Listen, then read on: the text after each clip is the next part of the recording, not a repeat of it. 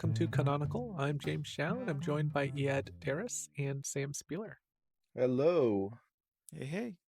Hello.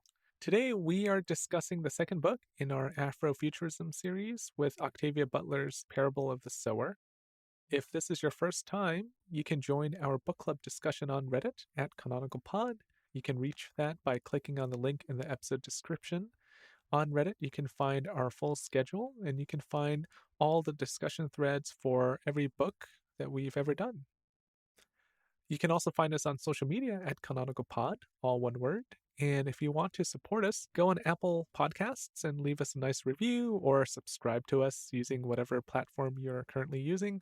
Or if you listen to us on YouTube, you can subscribe and like and do all that stuff that people ask you to do on YouTube all the time. If you want to support us financially, you can use our bookshop.org link, which is in our episode description. In this episode, we will be giving away spoilers, and there are quite a few spoilers in this book. So if you care about that, check out our review episode first. That was published last week. Next week, we'll be continuing our series with The Intuitionist by Colson Whitehead. We hope you'll join us for that episode as well. I'd like to start with talking about our main character, Lauren. So a lot is made of the fact that she's a sharer. I guess it's a birth defect that comes with having a mother who was abusing, I forget what the drug is called, para something, while she was in utero. And because of this, she becomes this hyper empathic person. What do you think this adds to the novel? Do you think it's just a plot point? I think it's one of those ways of signaling a certain politics. Like I mentioned in the last episode, this is one of the beliefs that I think the novel wears on its sleeve. I think that in terms of politics, the missing piece between people acting just in cruel self-interest and people choosing to sacrifice their liberty for the sake of security is empathy. I think from Butler's point of view, when we add self-determination and empathy, we get utopia. So I think that empathy is a key part of the novel, but I thought that this was really clumsily done. I didn't enjoy it, and I thought it was just kind of tacked on as a gimmick. So you think this is a literal case of bleeding heart liberal? I wouldn't go that far. I think that she has something that she wants to say. She wants to integrate it into the novel, but I don't think that she found an appropriately nuanced way to introduce it. It just feels, again, very on the nose. It is a little gimmicky, but I didn't have a huge problem with it. I think the radical empathy is an interesting idea. It is on the nose, but I think the struggle of feeling others' pain, of being human in this really uncaring world that she's in, goes along with who she is, what she's trying to accomplish, and ultimately how she leads her people. It also comes in to play with slavery, and that becomes a sticking point. That the first other people that she meets with this were former slaves. And I think there's something there. I think there is some complexity to it. And I'm not saying that it's well done, but I think there is some complexity because first, it's portrayed as a weakness throughout, especially with regards to what you mentioned, Sam, slavery. People are sought after because they have this sharer ability, this hyper empathy, which makes them easier to control. So the question is whether this is even desirable. Yeah, you're saying that, it's kind of this equation of you add empathy to self-determination, you create a utopia. But I also feel like in this book, she says again and again that having this empathy is not actually beneficial because people seek you out and use your empathy. So there's some complexity to it. It's not just empathy is good and desirable. Yeah, but I mean, that just mirrors real life, doesn't it? Like, if you have somebody that you want to con, the person who really feels bad for you or tries to understand your position is the easiest mark. So I don't think that she's adding something new to it. Empathy has always been a virtue and a vice.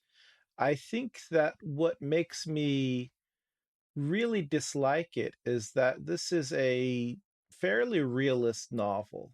I know that the sequel might add something that will change my point of view, but in terms of just this novel by itself, it's a world without magic. It's a very materialist world.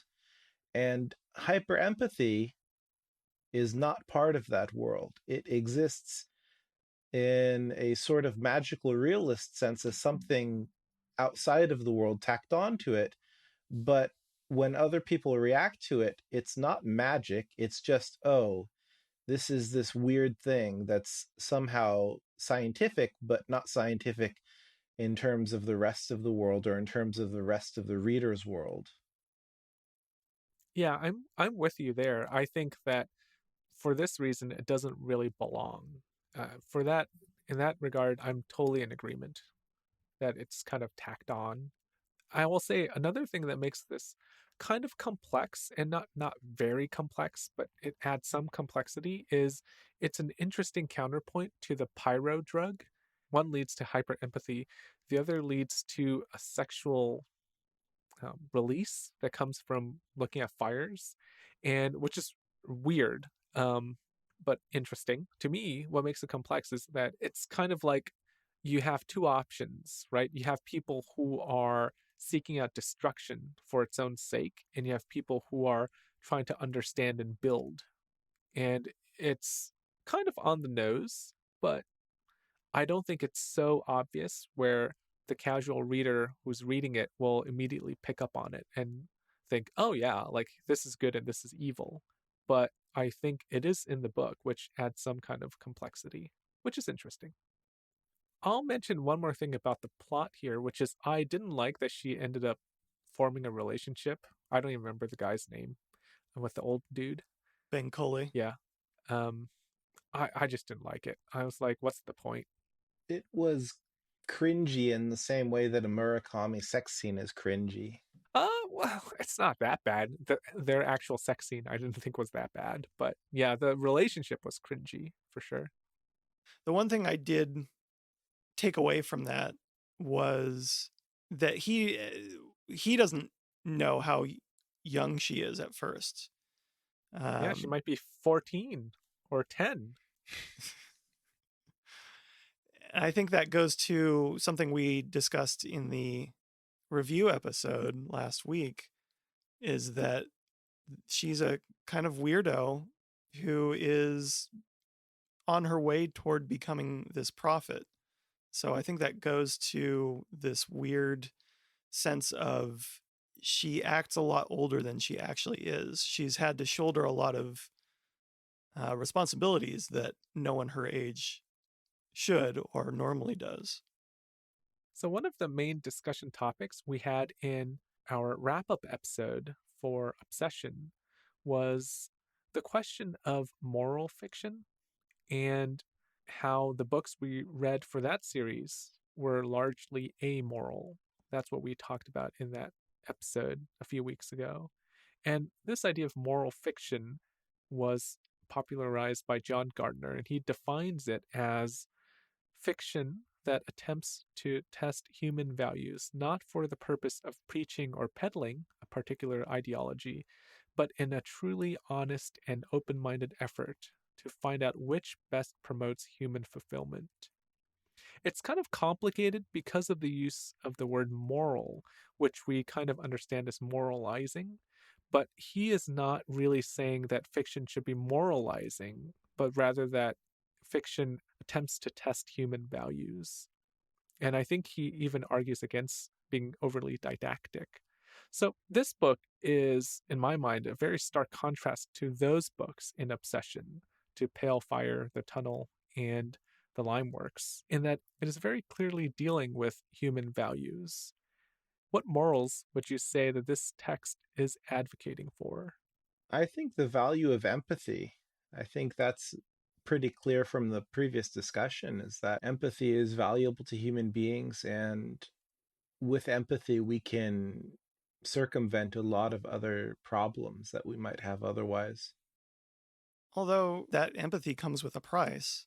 But you're right, it does show her as a leader, even with this debilitating condition. If you're at the vanguard of empathy, if there's a quote unquote empathy movement, you particularly are going to be taken advantage of. But if there is globalized empathy, if everybody is treating each other this way, then it becomes less of a liability. And I think ultimately that's where the novel pushes us. In terms of what Gardner has to say, it's very tough because he's saying that you shouldn't approach it as teaching or promoting a moral, but rather exploring values. And it's very hard for me to imagine Butler writing this novel without already having the values and then expressing them. I really can't imagine the process whereby she came to these values through writing this novel. And in that sense, I suppose it is a bit preachier than Gardner might like, and probably a bit preachier than I like as well. So would you say that this book is didactic? Do you think that these morals are even complicated in any way? We had mentioned before, empathy is not always desirable. So I think that's the complication. It's something that's valuable, but it can also be a liability. But that to me, I don't think is enough because it doesn't show a very clear or a very complete kind of understanding of human problems and human social problems. To say empathy alone is going to solve these social problems that we see in this novel, to me, seems really simplistic. I don't think that's what it's advocating, though. I don't think it's saying that empathy is going to solve everything. I think closer to what it's actually advocating is a form of mutual reliance and learning about the world around you and how to survive in it on your own or with others. That, I think, is also a little didactic, but I don't know how I feel about those because I did feel like I was being lectured to a little, but not so much that I was annoyed by it. That's where I land as well. I think this mutualism that's present in the novel is the main point that she's trying to portray. And I do think it's didactic, but I didn't mind. And the reason why I didn't mind is because she sets up a compelling situation where it's obvious that people have to cooperate in order to survive. So she's tilted the scales in that she's created an experiment with only one true outcome.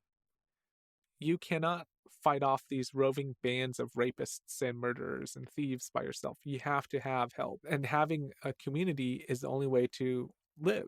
So she's set it up in such a way that the solution she wants is the solution that is achieved. The foil in the story that I see is Keith. I think Keith, her brother, is someone who has almost no empathy, though he does seem to care quite a bit for his mother. But he's someone who kills without any remorse. So he's like the solo antisocial actor and the obvious villain in the first, maybe first third or half of the book. And that's where it's very obvious, right? You see Keith and you see Lauren, and you know, like, he's the bad guy, she's the good protagonist character. And, like, that's just very clear to us. That's what makes it didactic and maybe overly so. Some people have called these books prescient, that she was seeing the future.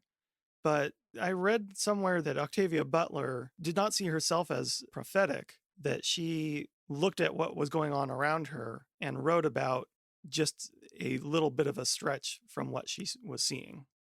It reminds me a bit of Atwood's The Handmaid's Tale, and the way that that novel felt very of the moment during the Trump years. I think that it's a sort of didacticism that people are willing to embrace when they feel that it's necessary, when they feel that the world has shown them that some particular important message has gone unheard. And to that end, I can see people responding to this novel in the same way. In fact, I would be very surprised if this novel wasn't ultimately adapted into a film or a TV series. I think that it shows the reader a vision of human beings that can be very appealing to people who see a lack of empathy in the world and a lack of shared values or a lack of connection with other people. So I want to change gears here a little bit and take a step back. This series that we're doing is on Afrofuturism. And my first question is very basic. Is Parable of the Sower Afrofuturism? To my mind, at first, no. But if I think a bit more, I can see how it could be Afrofuturism if we reconsider what the genre means. So, is Afrofuturism properly a type of futurism where we start from where we already are and we imagine something in the future that happens in light of where we already are? Or is it a type of alternate history that erases the scar of the slave trade and it moves us to an alternate timeline where the African diaspora people are at the center of culture and at the center of technology? Why at first no? At first, no, because for me, my way of thinking is that Afrofuturism is always the alternate timeline. And this novel does not fit with that alternate timeline because this novel acknowledges the history of racism and it acknowledges the history of the slave trade. That to me doesn't position this novel in a context where African diaspora people are at the center of culture and technology. It positions them where they are at present, at the margins. I don't think it's one or the other. I think it's a lot broader than that. For us to talk meaningfully about Afrofuturism, we have to have some conception of what is and is not Afrofuturist. So, to my mind, at least, these two things are potential ways of thinking about this concept. If it's not those two things, what is it? To me, in my mind, it's just imagining where Black people see themselves in the future, whether that's a near realistic future or way far in a completely fabricated future. I think it doesn't need to necessarily concern itself with erasing history or just the natural progression of where history has already been and will go. It's still the same coin. I'm no Afrofuturism expert by any means. So I know very little about Afrofuturism. I probably should not be on this podcast talking about Afrofuturism. But well, none of us but to my understanding, it doesn't necessarily have to be rooted in history. Like I think you can, not should or anything like that, but you can, I think, produce an Afrofuturist work that does not deal so much with the history of the slave trade, the psychic scarring. Yes. So, in that sense, I would say that what you're saying is what I had considered as the first way of thinking about Afrofuturism, where it is an alternative to the psychological trauma and the historical trauma of the slave trade, which imagines an alternate reality where African people and African values and diaspora values are in a different position worldwide. And that to me, I think, is important because we could call it Afrocentric. And my trouble with this novel is that I don't think it is Afrocentric. So, does the vision of the future need to be Afrocentric in order to be Afrofuturist? And to my mind, it seems like the answer is yes, because if it's just a black writer talking about black characters in the future, that to me is not Afrofuturism. That to me is just an African American or black writer writing black characters. It's not part of this specific genre. Yeah, I guess I just disagree. I don't think it needs to be Afrocentrist in order to be Afrofuturist. To me, again, the understanding that I have of Afrofuturism is Black people weren't seeing themselves in things like science fiction, in stories that involved the future, and wanted to see themselves in these things, in these stories. And so we have these people creating new stories that do involve them. And some of them are centrist. Some of them are the center of the world or the universe and everything happening in the plot. And then, like you said, we have books like this where I agree it's not Afrocentrist, but I think it doesn't have to be in order to be Afrofuturist. It's still talking about where the possibilities for this culture or this group of people are in the future. I don't think it has to be pinned down so narrowly. And I don't think it is pinned down so narrowly. Another way of saying this, Sam, is that the bare minimum is a black representation in the future. Like, that's the baseline. If you have a black central character, the protagonist, set in the future, that probably ticks enough boxes for it to be Afrofuturism. Maybe not even in the future, I guess. I mean, future is in the name Afrofuturism, but I could see perhaps like an alternate timeline kind of a speculative fiction novel where it might also work. But it seems like that's the bare minimum. Um, and maybe that's not, the best book to read if a person wants to contemplate Afrofuturism, but it seems like that's enough to get you in the conversation at least. What Butler advocates for is this kind of post-racial identity that we talked about in Sag Harbor quite a few episodes ago. It was half a year ago at least. I think that the question here is, can you have any kind of post-racial value or post-racial setting and have it still be Afrofuturist? And I think yes, mainly because if Afrofuturism is about the African diaspora, the literature of diaspora is also about dealing with people of other races. It's not just about the diaspora, the people who have spread to other parts of the world, right? Like, part of the literature of diaspora is also about how those people interact with other people, either the natives of wherever they go to or other people who have immigrated to that land. So to my mind, yeah, like, you can have a book that's post-racial and still be Afrofuturist, even though it seems paradoxical. I notice here that you're talking about it as a conversation, and I do think that's perhaps where there may be some confusion, or this may be where my understanding is different from yours. I do think that this novel belongs in the conversation of Afrofuturism, even if it is not an Afrofuturist text, because I do agree with you that Butler does advocate for some sort of a post-racial ideal.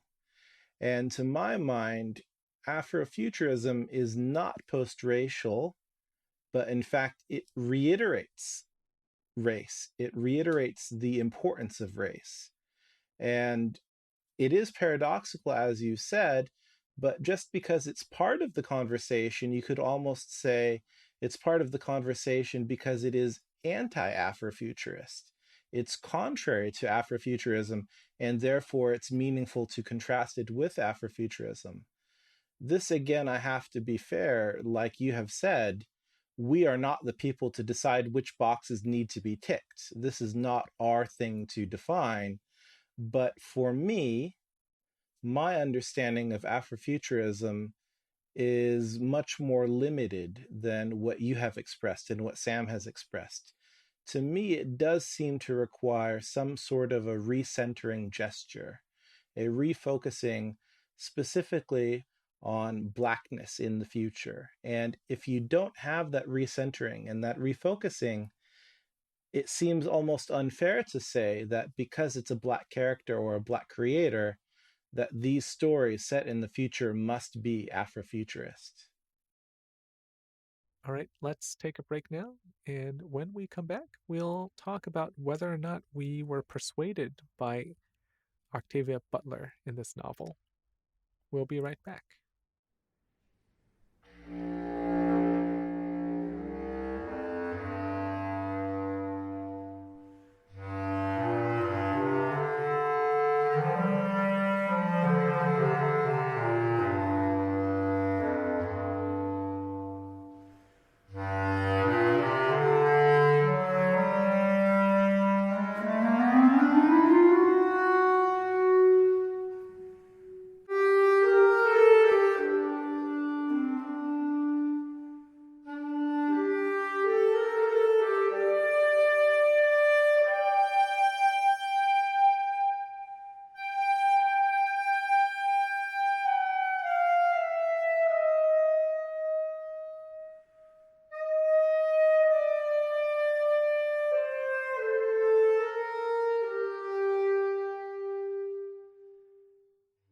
Welcome back. So, do you think you will take away anything from this novel? Were you persuaded by some of the values that she espouses here? Well, like you, James, one of the things that really drew me into this novel is the communal style of life and mutual reliance. And I think that's a really romantic idea. I really like that idea. But I also know that I'm a kind of closed off person in my personal life sometimes. And I wonder how well I would adapt to a truly communal lifestyle like that. I just don't know. I don't take this book as practical in any sense. This is very much cloud talk, you know? It's just a very theoretical way of looking at social relations. In the very abstract sense, yes, I can agree with what she's saying about self reliance and mutualism and the necessity for violence in terms of protecting yourself and those that you care about. But in terms of putting anything into practice, no, because it's just a sketch of practical action. We don't know enough of the details of anything to know what this means and what actually we should do or could do in this type of situation. I will say, though, that I very much agree with the idea of understanding your surroundings and understanding the land around you and what grows on it and how to use it. That's something that I've always been really into and have gotten more into the older I get. I don't necessarily feel that it's something everyone has to do, but I think it's something that I really enjoy and I like learning about. So, in this instance, it's not that you were persuaded by her, but it's that you were already drawn to this style of living, of making acorn bread. Yeah, right. Yeah, I think so. I think the biggest point of difference for us and with Butler is the presence of guns, which you mentioned, Yad. I don't think I was convinced by this novel to go and purchase firearms, but the main reason why I think is because the world that this character Lauren inhabits is not the world that I inhabit. In order for me to be worried about my safety, I would have to believe that the society I am a part of cannot keep me safe, What's interesting here is I'm talking from the point of view of privilege, that you might say, well, if I were a black person, then of course I would not trust the police. I would get my gun to defend myself. But as someone who is not black, then I can say from my point of privilege that I don't think I need a gun to defend myself. Yeah, I don't think it's a bad lesson, and yet I don't feel the need to arm myself with a gun for the same reason you just said, that we are not living in that same world. I think that's it, though. It's nothing to do with because you're not black, and just the fact that you don't have these roving gangs of raping pyromaniacs around you. Like, I think if those people were around you, you'd reach for your gun just the same. All right, we'll stop here then. Thank you for listening. Next week, we will review the second book in our series, The Intuitionist by Colson Whitehead. We've got a reading schedule, which you can find on Reddit at CanonicalPod. You can also find it on our Twitter account at CanonicalPod. If you enjoyed this podcast, please give us a review on Apple or your podcast platform of choice. That really helps other people discover this podcast and build this community. If you would like to talk about the topics we just discussed in this podcast or about Afrofuturism in general, you can find us once again on Reddit or on social media at Canonical Pod. We'd love to hear your thoughts. Till next time, happy reading. We'll talk to you soon.